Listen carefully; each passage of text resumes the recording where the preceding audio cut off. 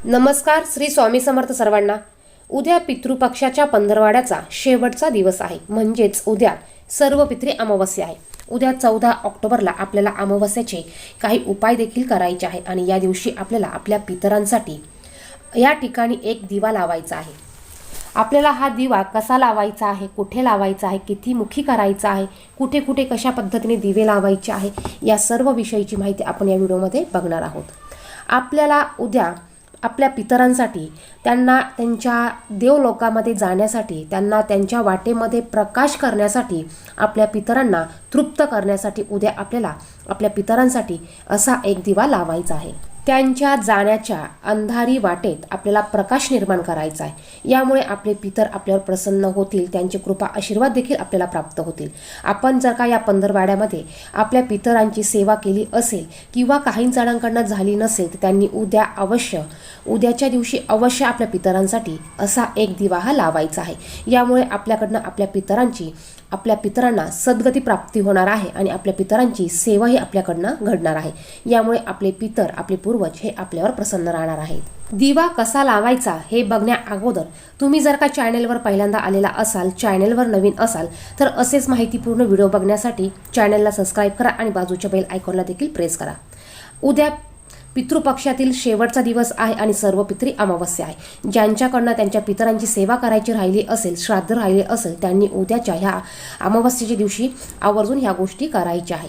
त्याचबरोबर तुम्ही तुमच्या पितरांसाठी उद्याच्या दिवशी कावळ्याला, गाईला आणि कुत्र्याला आवर्जून एक पोळी खायला घालायची आहे. यामुळे बघा आपले पितर हे शांत होतात, तृप्त होत असतात. आता आपल्याला दिवा कसा करायचा आहे, तर बघा आपल्याला दिवा हा कणकेचा दिवा करायचा आहे. आपल्याला कणिक घ्यायचा आहे, त्याच्यामध्ये आपल्याला मीठ आणि हळद अजिबात टाकायची नाही, फक्त कणकेचा आपल्याला दिवा तयार करायचा आहे. हा दिवा आपल्याला चौमुखी दिवा करायचा आहे. दिवा करताना दिवा थोडा तुम्हाला मोठा करायचा आहे. या दिव्यामध्ये तुम्ही तुमच्या देवासाठी जे तेल वापरत असाल ते तेल तुम्हाला ह्या दिव्यामध्ये टाकायचं आहे. या दिव्यामध्ये आपल्याला चौमुखी दिवा केल्यामुळे 4 मुखी असलेल्या वाती टाकायच्या आहे. म्हणजे बघा आपल्याला वात घेतानाही एका वातीची 2 वातींची एक वात करायची आहे, म्हणजेच आपल्याला दुहेरी वात करायची आहे. आणि अशा दुहेरी आपल्याला 4 वाती करायच्या आहेत आणि ह्या वाती आपल्याला चारही बाजूला म्हणजे 4 मुख काढून ह्या वाती आपल्याला ह्या दिव्यामध्ये टाकायच्या आहे. त्याचबरोबर याच्यामध्ये आपल्याला तेल घालायचं आहे. दिवा तुम्ही कणकेचाच दिवा बनवायचा आहे. असं म्हणतात, जर का आपण आपल्या हाताने कणिक मळली तर आपल्या हाताचं दुर्भाग्य हे निघून जातं, आपल्या हातातलं दुर्भाग्य हे मिटतं. त्यामुळे तुम्ही शक्यतो कणकेचा दिवा बनवायचा आहे. हा दिवा बनवल्यानंतर यात वाती घातल्यानंतर तेल टाकायचं आहे आणि ह्या दिव्याला प्रज्वलित करायचा आहे. हा दिवा तुम्ही तुमच्या घराच्या बाहेर म्हणजे तुम्ही जर का बाहेरून घरात येत असेल, तुमचं तोंड जर का बाहेरून घराकडे असेल, तर तुमच्या उजव्या हाताला हा दिवा तुम्हाला ठेवायचा आहे. दिवा ठेवताना तुम्ही एखादं पुष्टा घ्या किंवा एखादा रद्दी पेपर किंवा जाड कागद तुम्ही घ्या. त्याच्यावर तुम्हाला थोड्याशा अक्षता ठेवायच्या आहे आणि त्यावर तुम्हाला हा दिवा ठेवायचा आहे. आता बघा आपण आपल्या पितरांसाठी जो पण काही दिवा लावतो त्याचं तोंड आपण हे दक्षिण दिशेला करत असतो. तर तुम्ही हा चौमुखी दिवा केल्यामुळे याचं तोंड बघा, एक वात याची, एक तोंड याचं ऑटोमॅटिक हे दक्षिण दिशेला येणार आहे. यानंतर या दिव्याला आपल्याला नमस्कार करायचा आहे, आपल्या पितरांचं आपल्याला स्मरण करायचं आहे. यानंतर आपल्याला ओम पितृ देवो नमः, ओम पितृभव नमः अशा पद्धतीने तुम्हाला 11 वेळा तरी तुमच्या पितरांचं स्मरण करून हा मंत्र म्हणायचा आहे आणि यानंतर आपल्याला दिव्याला नमस्कार करायचा आहे. तर अशा पद्धतीने हा दिवा लावायचा आहे आपल्याला. पण हा दिवा तुम्हाला हा प्रदोष काळामध्ये लावायचा आहे.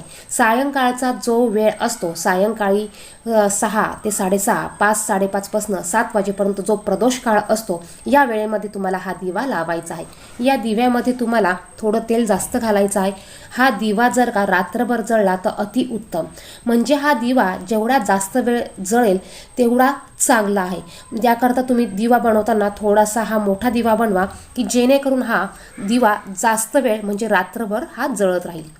तर अशा पद्धतीने तुम्हाला हा दिवा लावायचा आहे. आता हा दिवा दुसऱ्या दिवशी काय करायचं, तर तुम्ही हा दिवा एखाद्या झाडाखाली एखाद्या झाडाखाली तुम्हाला ठेवून द्यायचा आहे, जेणेकरून तिथे पशु पक्षी कीटक मुंग्या हा दिवा खाऊन जातील. हा दिवा तुम्हाला कुठेही फेकायचा नाहीये की तुम्ही कचऱ्यात टाकला, झाडाखाली फेकला, ओखरीड्यावर फेकला. तुम्हाला असं करायचं नाहीये. तर तुम्हाला हा व्यवस्थित दिवा एखाद्या मोठ्या झाडाखाली नेऊन ठेवायचा आहे. आता तुम्ही म्हणताल आम्हाला कणकेचा दिवा बनवता येत नाही किंवा आम्ही बनवू शकत नाही किंवा आम्हाला नाही बनवायचा, तर मग तुम्ही पंती घेतली तरी चालेल. तुम्ही पंतीमध्ये 4 मुखी दिवा बनवू शकतात किंवा पंतीमध्ये तुम्ही 1 मुखी दिवा जरी बनवला तरी चालेल. पण त्या पंतीचं मुख तुम्हाला हे दक्षिण दिशेला करायचं आहे. कणकेचा दिवा तुम्ही बनवणार नसाल किंवा बनवणं शक्य नसेल तरच तुम्ही पंती घ्या आणि अशा पद्धतीने हा दिवा तुमच्या घराच्या बाहेर तुम्ही लावायचा आहे. आता बघा, काही ठिकाणी काहींचे दरवाजे, काहींच्या दाराचं तोंड हे पूर्वेला असतं, काहींचं पश्चिमेला असतं, काहींचं दक्षिणेला असतं. तर काहींचं जर का म्हणणं असेल की आम्हाला दिवा हा दक्षिण दिशेलाच लावायचा आहे, तर त्यांनी मग हा दिवा त्यांच्या घरामध्ये प्रज्वलित केला तरी चालेल. तुमच्या घरामध्ये तुम्ही बेडरूममध्ये, हॉलमध्ये, तुम्हाला किचनमध्ये ठेवायचा असेल तर तिथे तुम्ही दक्षिण दिशेला हा दिवा ठेवू शकतात. एकमुखी करणार असाल तर तुम्हाला याचं तोंड हे दक्षिण दिशेलाच करायचं आहे आणि दुसऱ्या दिवशी याचप्रमाणे तुम्हाला ह्या दिव्याचं विल्हेवाट हे लावायचं आहे. यानंतर तुम्ही अजून एक दिवा तुमच्या तुळशीपाशी तुम्ही ठेवू शकतात. त्यानंतर तुम्ही दुसरा दिवा, तुम्हाला जर का तुमच्या घरापाशी पिंपळाचं झाड असेल तर तुम्ही पिंपळाच्या झाडाखाली देखील अशा पद्धतीने दिवा लावायचा आहे. कारण पिंपळाच्या झाडामध्ये आपल्या पूर्वजांचा वास असो असं म्हणतात. त्यामुळे पिंपळाच्या झाडाखाली एक दिवा लावायचा आहे तुम्हाला. एक तुळशीपाशी तुम्हाला दिवा लावायचा आहे. तुम्हाला एक तुमच्या घराच्या बाहेर अशा पद्धतीने दिवा लावायचा आहे. एक दिवा तुम्ही तुमच्या घरामध्ये देखील लावू शकतात. तर अशा पद्धतीने तुम्हाला हे दिवे उद्या पितरांसाठी आवर्जून लावायचे आहेत. याचबरोबर अमावस्येच्या दिवशी आपण आणखीन काय काय उपाय करायचे याचे देखील व्हिडिओ आपल्या चॅनेलवर अपलोड आहेत. ते व्हिडिओ देखील तुम्ही पाहू शकतात. व्हिडिओ सांगितलेली माहिती आवडली तर व्हिडिओला एक लाईक नक्कीच करा. धन्यवाद. श्री स्वामी समर्थ.